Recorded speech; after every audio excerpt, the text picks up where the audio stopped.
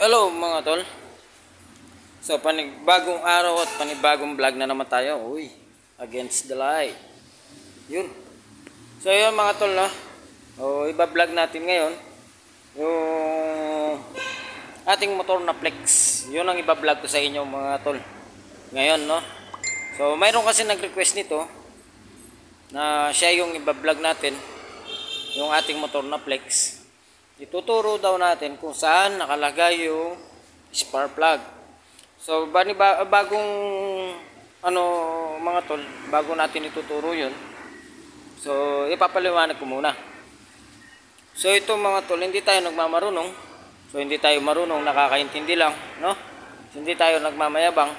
Kumbaga tinuturo lang natin na to, na pictorial na to mga tol, no?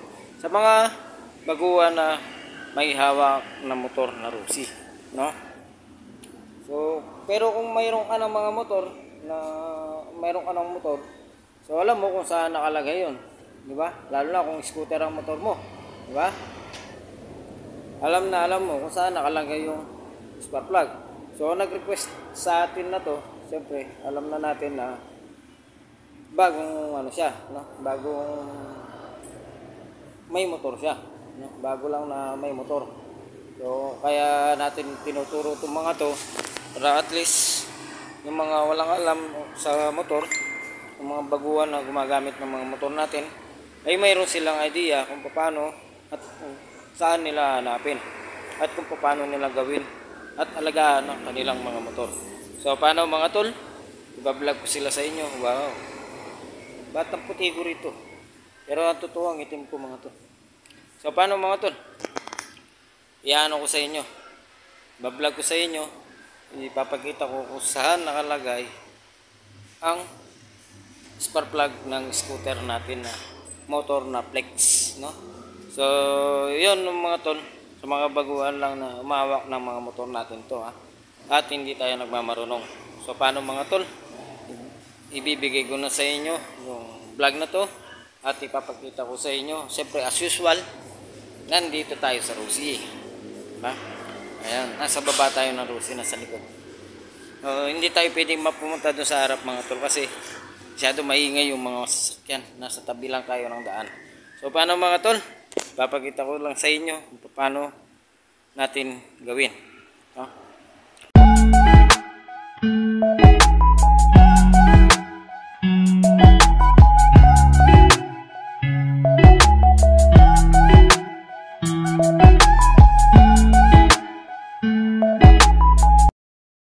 So ayan, no mga tol, ayan yung ating motor na Flex. So yung nag-request sa atin, para sa iyo tol, papakita ko sa iyo kung paano at kung nasaan yung ating spark plug, no? Ayan yung motor natin na Flex mga tol. Flex 125i. Ayan yung ating motor. So bago natin umpisa mga tol, papakita ko muna sa inyo, no, ang lahat na pwedeng tanggalin para hindi tayo mahirapan magtanggal, no? Para mabunot natin kaagad yung takip. So matotal ito mayroon tong extra tol. Dito pala makikita na natin kung nasaan yung spark plug. So mas maganda maipakita ko na matanggal tong buo. Pero mas madali ito, maliit na to. Makikita na natin dito, no? So papakita ko rin sa inyo kung paano yung sa maliit, yung dito, no? So yun yung maliit mga tol, ha? Ang gamit natin ay Phillips screw. Ito yung pinaka niya, tornilyo nung maliit na takip na to. Yan. Tapos iano lang natin yung kanyang flat screw. So flat screw na siya para makuha natin, aklatin natin dito para makuha natin yung ayan. So yun, no, ayan yung pag-aklat mga tol. Pag natanggal na yung tornilyo Phillips screw dito, so aklatin natin yung takip. Yan, ayun, oh. Diba, napakasimple lang siyang aklatin. So andito yung kanyang spark plug mga tol. Ayun. Ayan yung kanyang spark plug.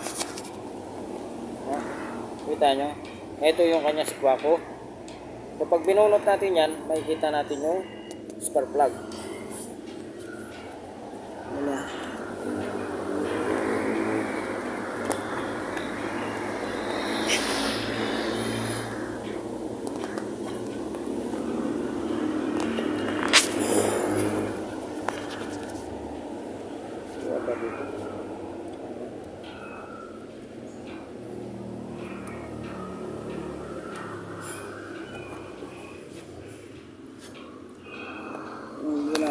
Hindi ko mabunot. Iyan lang natin.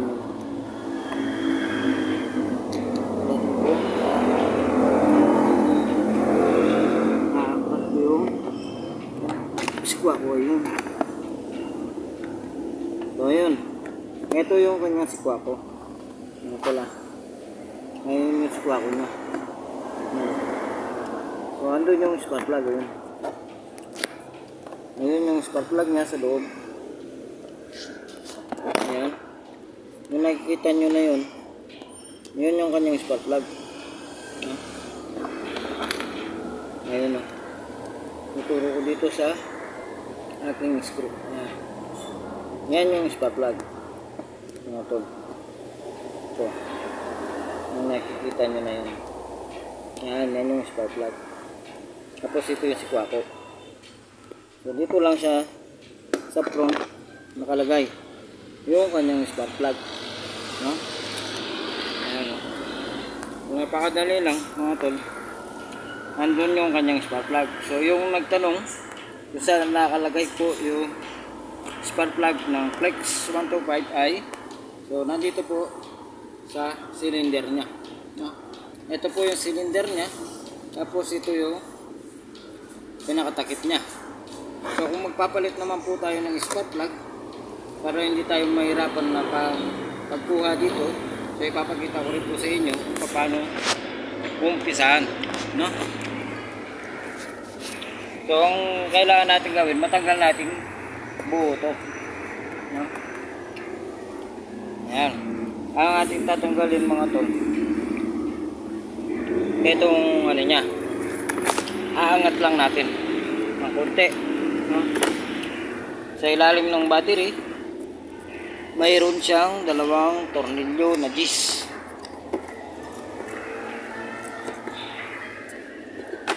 Ayun mga tol, no?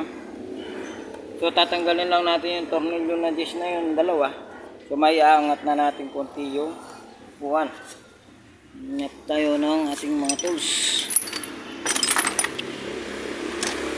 Yan ang aking mga tools. Mga ordinary tools lang. Hindi pa sila yung mga high-tech na mga tools. So yan, tatanggalin lang natin, no? Ikot lang.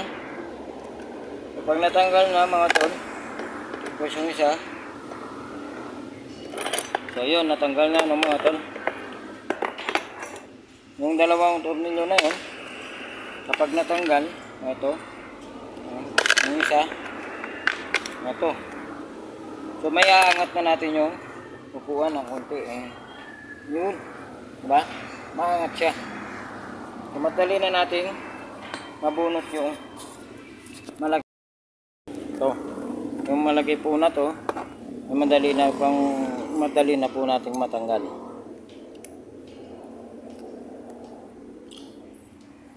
Nabubulol pa ako. Ayan. Tatanggalin natin yung dalawang tornilyo. Kabilaan po ito. Dalawa yung kanyang tornilyo. Kung habang tinatanggal natin, dahan-dahan lang siya para parang himas-himas lang ng konti. No? Hindi naman tayo nagmamadali. Parang nagpipictorial lang tayo. Diba? Nagpipictorial pala talaga. Yan, no? So yun, pag natanggal yan mga tol, yan, yun yung mga tornilyo nya, mga Phillips screw. So tatlo na yung natatanggal natin. Ayan. Isa, dalawa, tatlo. Ito yung isa sa maliit, yung dalawa nandito sa kabilaan. So pag natanggal na po yan, Ang gagawin lang natin, ibubunutin lang siya. Aangat. Hawakan po natin dito. Yan. Sa harap. Ha? Tapos atakin natin na mataas. Sana kuha. Ayan. Sana kuha. Ayan. Atakin lang po natin to. Ayun o. So natanggal siya. Ayan. Ayan o. Pag-atak, tanggal po yung takip. Ayan o. So napakasimple lang po siyang tanggalin. No? Nung natanggal yung dalawang tornilyo doon sa loob ng sa ilalim ng battery, so inangat lang natin dito at makikita na natin yung spark plug. Ayun po yung kanyang spark plug, oh. Diba? Kita nyo po. Ito yung kanyang spark plug. Ayan. Mas madali na po kunin yung spark plug nya. Kung may pangkalas kayo, mas madali na. Ha? So kung doon sa maliit kanina, hindi po natin mahirapan tayo magtanggal. So dito napakadali lang. Yun. Ganun lang po. At nandyan po yung kanyang spark plug sa may cylinder nya. So dito po siya tatanggalin. So pinakita ko po sa inyo kanina yung pagtanggal nito. Kailangan lang natin tanggalin yung dalawang tornilyo doon sa ilalim ng battery.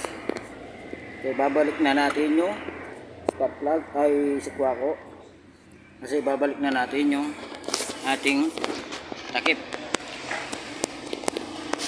Yan, ganun lang po kasimple ang pagtanggal at kung paano makita yung spark plug ng Flex 125i.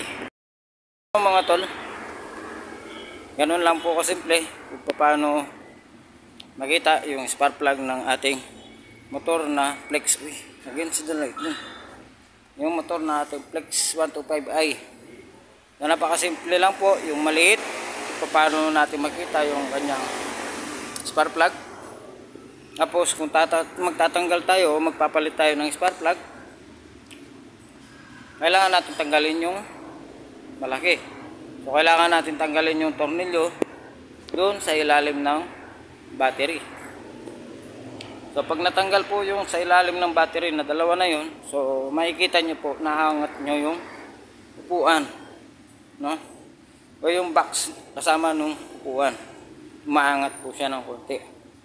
So pag umaangat na po siya ng konti, so yun na yun, mahawakan nyo na po yung dulo, atakin lang pataas, so mabubunot po siya, no? So hindi ko na po papakita kung paano ko siya ibabalik mamaya. Pinakita ko lang po kung nasa yung spark plug, kasi yun lang yung tanong din ng nag-request kung saan nakalagay yung spark plug ng Flex 125. So ito, shoutout po sa inyo sa nagtanong, no? At least ngayon mayroon ka ng konting idea. Sana hindi pa huli yung ginawa natin, no? Pero at least kung nalaman mo na mas maaga, dahil hindi ako agad nakapag-upload, at least maano mo siya na ganun lang kadali kaya tanggalin, no? Yun lang yung tapos yung pangkalas dun sa ilalim ng battery, yung tornilyo na yun, gis po yun, no? Size 10 gis ang ginamit ko, ay gis na T-Rens, no? Mas madali siyang maiikot, no? So yun, hanggang dito na lang mga tol. At konting lang naman to, simple vlog natin. Alam ko yung iba mga marunong, so sana wag nyo namang anuhin itong ating vlog. Ito ay tutorial sa mga baguhan na umawak ng ating mga motor. At ito po ay hindi tayo nagmamayabang, kundi ay nagtuturo lang sa mga bagong umawak ng ating mga motor. So paano mga tol? At inihingal na naman ako. So paano mga tol, hanggang dito na lang. Hanggang sa muli, at sana naging sa inyo yung pagturo ko doon sa kung nasa yung spark plug, no? Saan nakapesto. yung nagtanong sa atin.